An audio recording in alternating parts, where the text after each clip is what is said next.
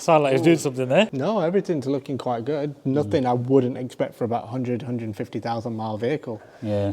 To say this has got 490,000 on it. Right, so the plan for today is we're going to try and find out what exactly is wrong with that 500,000 mile Caddy that I bought in the last video.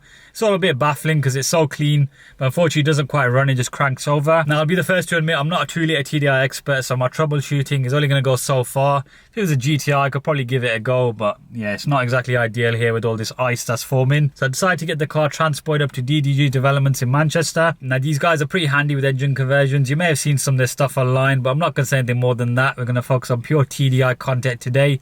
I'll run those clips now and let you know what we found. Yeah, just enjoy. Right, so we're down at DDG Developments. We're back again with Dawood. Hey. Some of you guys may recall that beast behind him. Mark 6R with an RS3 engine in it. I did a review on it about, what, 18 months ago? We're hoping to do a part 2 on this soon. We are, of course, here for the Caddy, which we're going to do a full walk around today. Main objective is to see exactly what's going on with it and let's have a look around what you've bought. I haven't quite got it started. Of course, it could be a multitude of things, right, with a 2 litre TDI. It can be, but it's a lot more simple than an RS3 engine. So yeah, of course. We know what we need. We need the basics of compression, we need air, and we need fuel.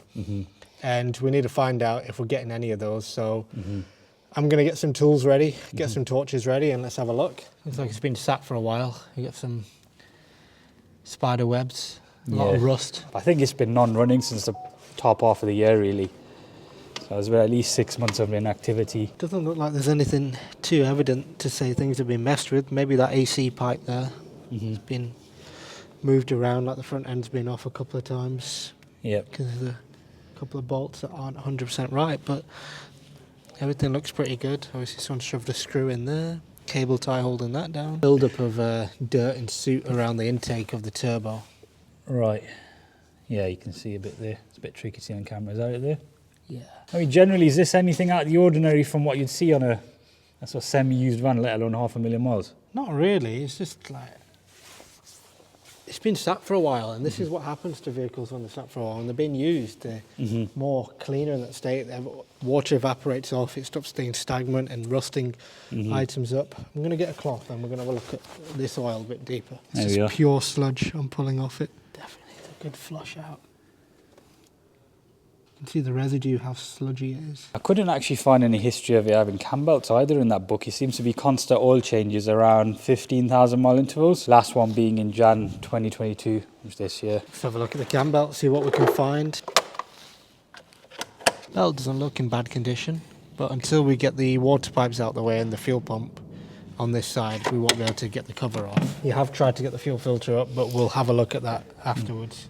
We'll see if there's any supply fuel coming through it. Front end's definitely had a knock. I couldn't find pictures of it, but we can definitely tell by the amount of paint that's cracking. But so what I've noticed over here is that it just generally on the subframe, it's not as brown as I would have imagined compared to... No, these are steel subframes and they're pretty solid, to be fair, and they do last a while. But compared to how the engine bays look into underneath, I would say the engine bay is worse. These hubs, they're not bad at all, to be fair. They can all be cleaned up, so surface dirt and surface rust. Even the threads and the bolts look pretty good, like they'll easily come out with a bit of penetration spray. All of this up front looks very Mark 5-esque to me. I mean, is it the case where you can bolt up a Mark 5 subframe to it, essentially? Definitely, yes. So what you'll notice compared to the Mark 3s and the previous Caddies is we've got electric power steering here. Now, having the electric power steering means that most the setup of a Mark 5 Golf all fits, everything is all interchangeable.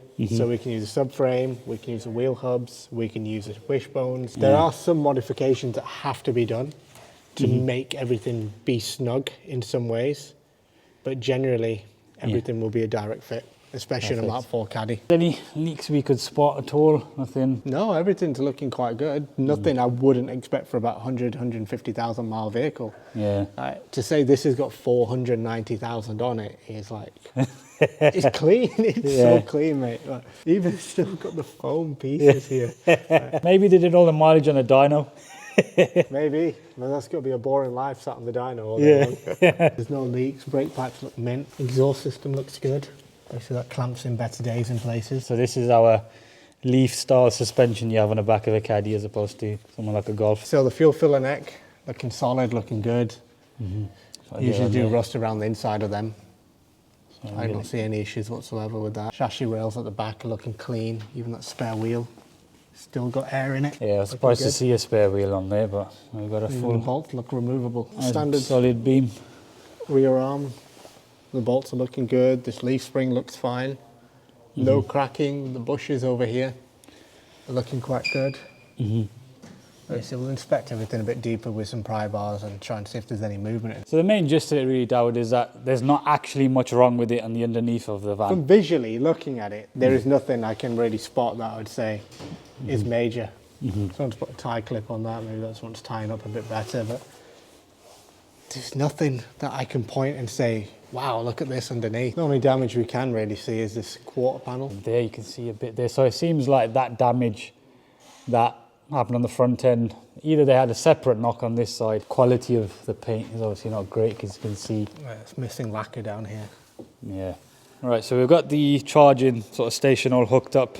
Obviously this battery, Pumping some voltage into it, yeah. yeah, it's not been used in months. So we've got the engine light showing we've got communication to the ECU. We had the glow plug light on boot. We've got DPF light there as well. Obviously ECU is communicating. Yeah, seems we're doing something.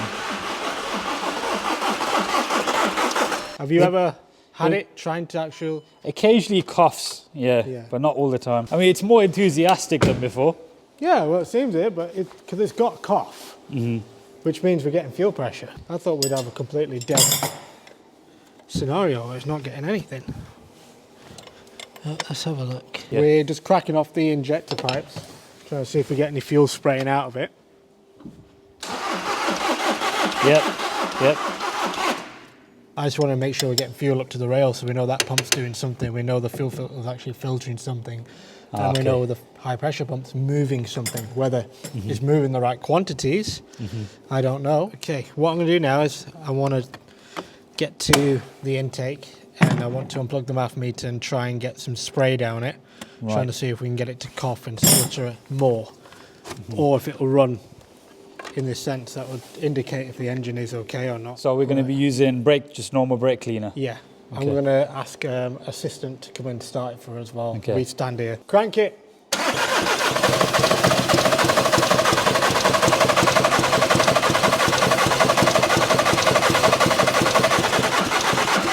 Yeah, we're going to take the E-jar pipe off. That'll give us a hole in the inlet manifold, which will be more direct to cylinders. And rather than spraying the alcohol cleaner through the turbo, where it's then going to travel all the way around, we're going to try and get a more direct approach. So for those watching who ain't too familiar with the method, what is the sort of benefits of spraying just random brake cleaner into there? What does that do essentially? It'll fire up the engine in the sense that it's a fuel for it to run on, which it was a method that's been used for years, and sense when people run out of fuel to try and get the engine to crank over, it's essentially bypassing the fuel pump. Right, okay.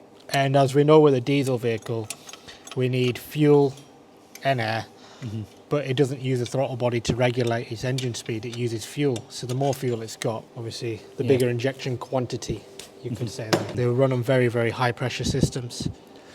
With us just spraying a small amount in there, isn't really going to give it the pressure it needs, but it will get it to fire. Right, The sense that, is it going to answer our question of, is this engine okay, or is it not? It's good to see T30s that aren't not all ruined. Oh, look at the state of that EGR down there. Right, let's go again. Let's get some spray in there.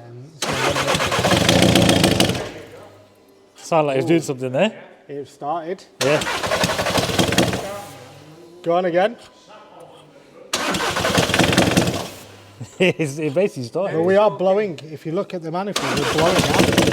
It's blowing air out. Turn it over again. So with the inlet manifold, one or more cylinders are taking the air in through the inlet manifold. Another cylinder is taking air out the manifold, the intake. Right. So we have an issue where it's either looking like we've got valve train out of time, or a bad cylinder or a bad valve. There is something not okay internally. With this test here, so we're pulling each one out individually to attempt to sort of Relieve a bit of pressure on them cylinders and see which one it is. I'm going to pull each glow plug out. Yeah, there's a lot of junk down there, isn't there? so much. Where does it all come from? So if you ever wondered how to get the hoover down there, there's no way to vac it out. You can blow it out, but sometimes it doesn't really help. My little trick is use a small piece of pipe into the hoover, a cloth over the edge, turn the hoover on. Pretty neat, full vacuum, and then we can start picking all this out. It's hard to really show, but there's all sorts of dirt down there, so that's what we want it to look like.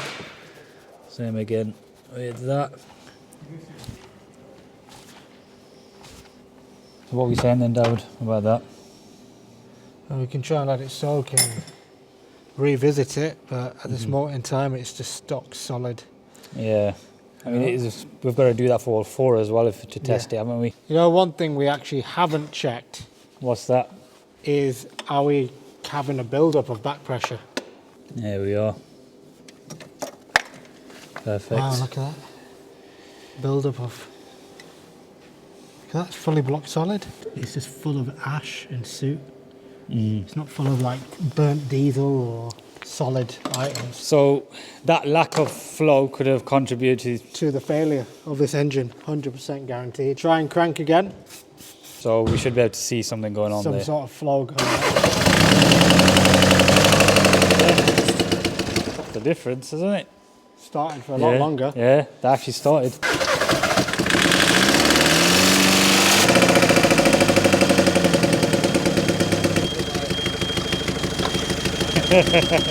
Smoke alarm's going mad. Yeah, Caddy's idling, isn't it? It's running. It's not blowing out the intake anymore. Nah. Not put together, you might be able to drive it. Yeah. So the main issue is you got to go to somebody that knows what they're doing. Right. So you're boiling this down to the blocked DPF? This is a fully solid block DPF. It must have caused some sort of valve train issue, 100%, or a big sort of blockage of soot in the exhaust manifold, because we were blowing out air from the front at first and it didn't look promising, as if it'd done a cylinder. Yeah. And when we were trying to run it as well, it was blowing out from one as well. So that was like alarm bells ringing, like this is all cylinder. On the off chance of just seeing, have we got an exhaust blockage? Yeah, but would you think it's got an exhaust blockage from the symptoms we had before? No. No, so it was a pure, just test just to see, and it happened to be the exact thing. Yes.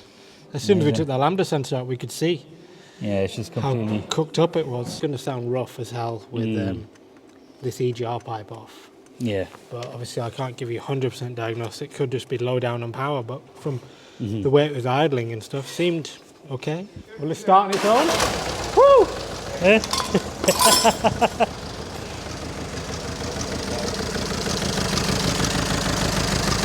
No way. Listen to the sound now. Yeah.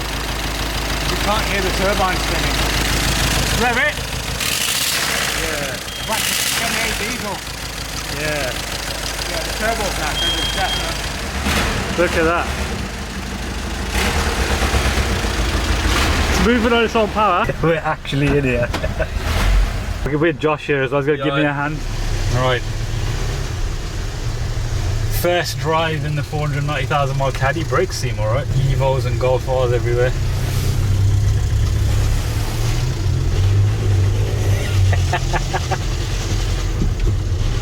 Second gear. I don't even know what to say, to be honest. I genuinely don't know. This thing's still got an MOT as well, so everything's all fine. Can drive it on the road even though we're staying on the industrial estate. Yeah, rev matching. Oh, fancy, it's got parking sensors there. They work. Should we test them out? Go on, beep. Go on.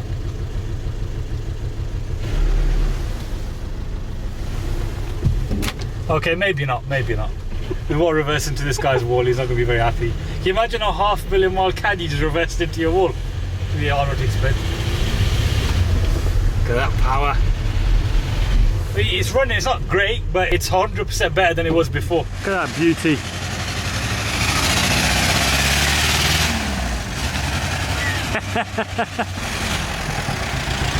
Lovely. Yeah, so there we go. The market's giving us some light now.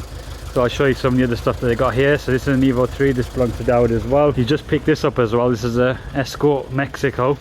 It's got a Codsworth engine in it. There we go. So there's some quite cool stuff. RSQ3, I believe they're going to be taking the running gear out of that. It'll be available, I'm sure. Non-turbo Caddy. Non-turbo. So you reckon that's what it is then? Yeah, It just, the turbo seat solid on it. so it's like an old school SDI then.